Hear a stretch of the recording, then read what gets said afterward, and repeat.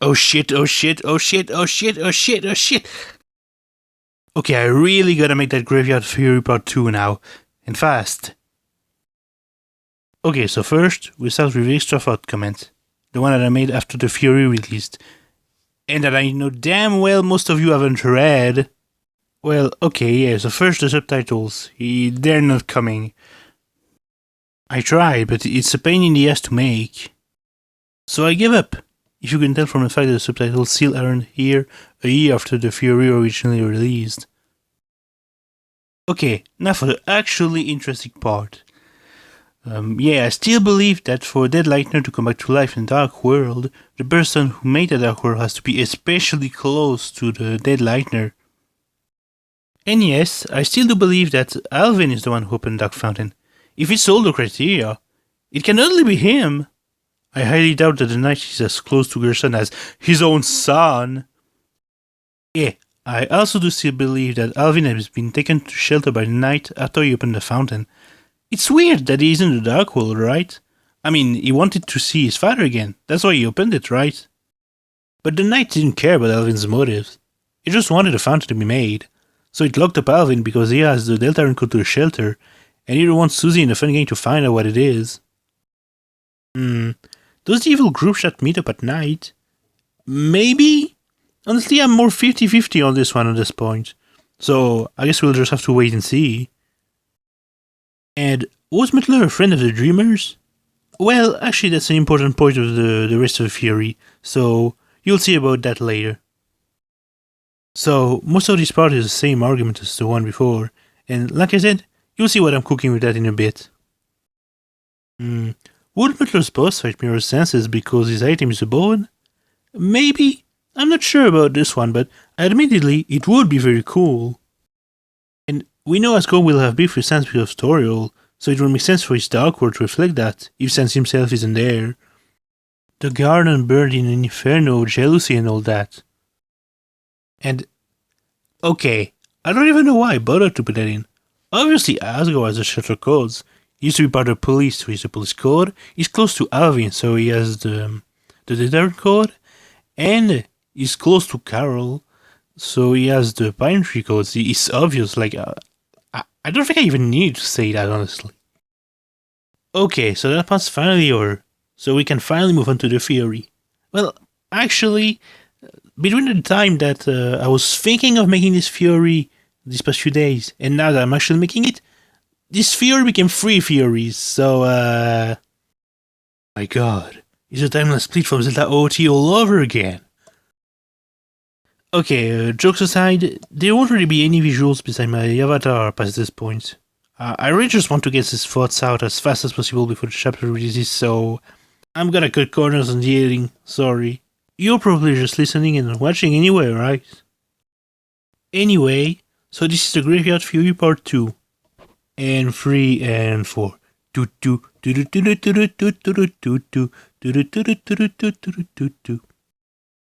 So, this fury revolves around the Tale of Hell. As we all know now, Friend is the Tale of Hell, right? But something I didn't address in my last theory, because, well, I don't think I knew about Tale of Hell back then. I guess I've been really missing out, but yeah. If Mutler is Friend like I've been theorizing in the first part, then by extension, that would make Mutler the Tale of Hell, right? But why would Dead Lightner be the Tale of Hell, this devil-like figure that's seemingly closer source of all the evil in this game? Right, why would Mutler be the Tale of Hell? The same Tale of Hell that led the children to the forest and caused death as his appearance. Well, I entertained the thought that Mutler's grave says a bone for the leader of the pack, so, you know, it kind of implies that, you know, he was a good person, like a leader to the rest of his family and everything. But Mutler's family are criminals, you know, the Wet-Nosed Bandits. I mean, they're kind of bad at being criminals, they're not really a threat to anyone. But what if Mutler was a dangerous criminal? And because he's gone, the leader of the family is gone, the rest of the Windows bandits don't really know to do the crime thing, and that's why they're such not a threat, because their leader who guided them is gone, and now they don't really know to do crime. So Mutler would have been the one who carried the keys to the forest. He's the pointed tail of hell who, pretending to be a friend, because as I said, he was a friend to the dreamers, I think. The kids followed him without worry, but then the worst happened and he caused Dessa's appearance. Asgore, as the chief of police, could have followed him, and who knows, maybe Asgore is the one who killed him. I wouldn't put that as 100% fact of my theory, but maybe that's why Myrtler is dead. Because trying to save the kids, Asgore killed him. But Myrtler was such a friend to everyone in town. Nobody believed Asgore when he said he kidnapped the kids. And now, Asgore killed Myrtler. And that's why Asgore is moved for the Force. Because nobody believes that Asgore was just trying to protect the kids. They think he killed an innocent man because nobody would believe that Myrtler was a bad person. And that's why the Graves praises him as their leader.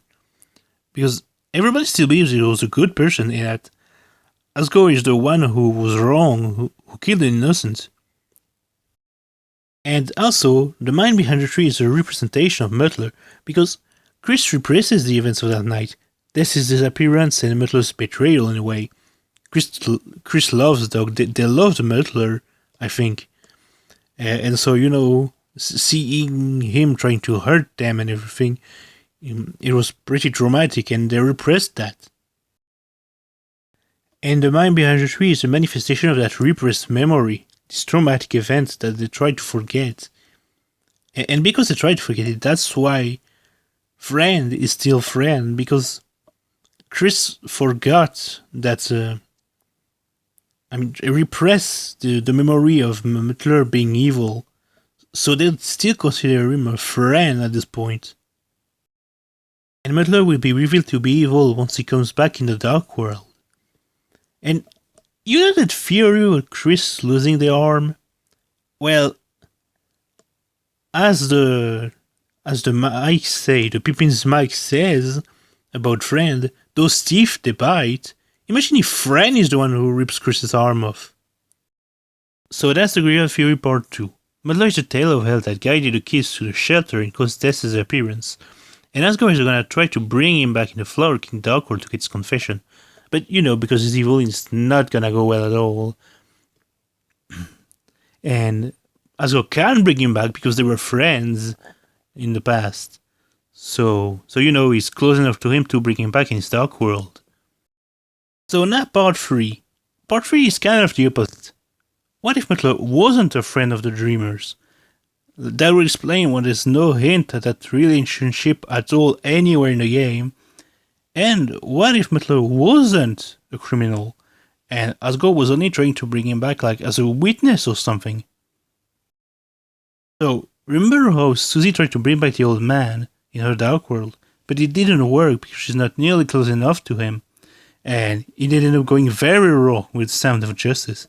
Well, since Asgore isn't that close to Myrtler, it will also go very wrong, and maybe even worse than with Susie.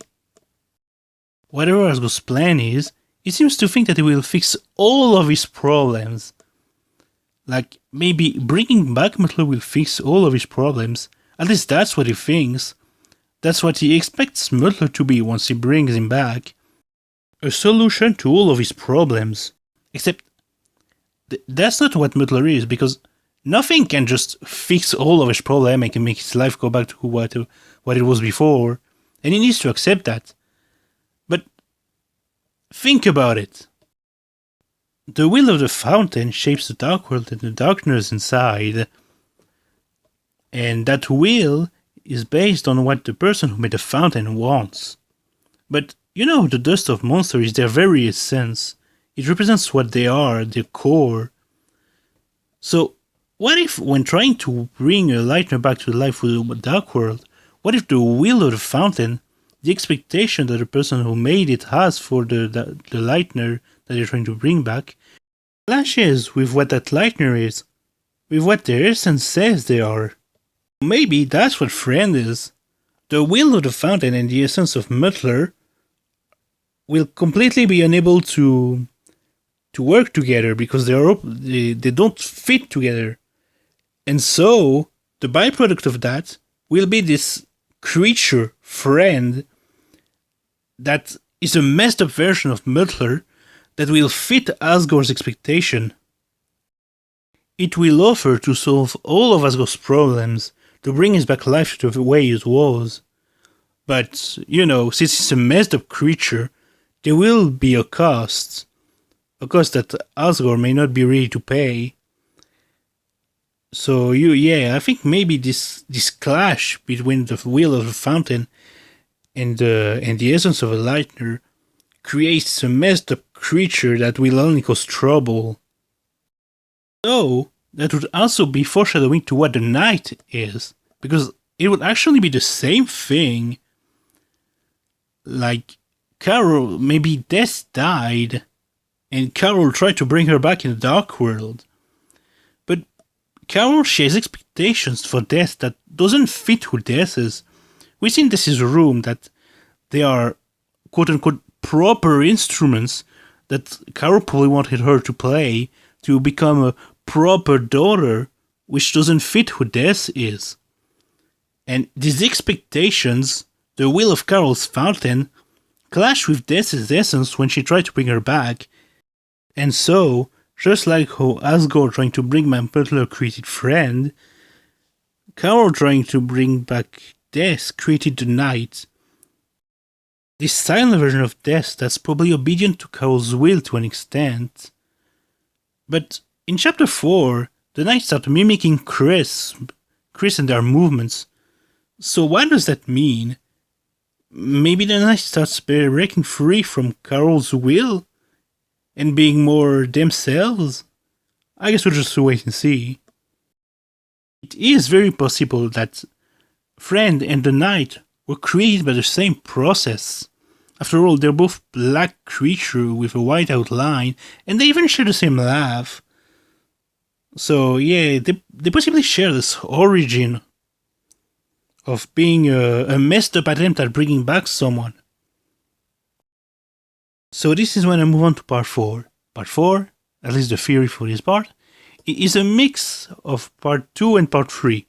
Because when Susie tried to bring the old man back in the Dark World but it didn't work. Like, the result was messed up, but it didn't create something like Friend or the Knight. So if Asgore doesn't know Muttler very well, like Susie didn't know the old man very well, why would he create Friend, right? Carol, she's close to this, so she could bring her back normally as a Darkner. But because of her expectation, it instead creates this messed up version that is the Knight. And so, in order to create a messed up creature like that, you need to be close to the person you're bringing back, but have expectations for them that clashes with who that person is. If you don't know them, it will create a messed up result, but it won't create a friend or a Knight, as we see with Susie and the Sound of Justice. So, for Asgore to create Friend accidentally when trying to break Muttler, it would imply that he had to be close to Muttler, and had expectations for him, which already and he thinks bringing him back will solve his problem and bring his life back to normal and blah blah blah. I already explained that. And so yeah, if Asgore wasn't close to Muttler, trying to bring him back would create something like a Sound of Justice, not something like Friend or the Knight. So maybe Muttler isn't a criminal after all, like, he's a good person. But by trying to bring him back, Asgore creates Friend, this messed up version of Muttler that is the Tale of Hell.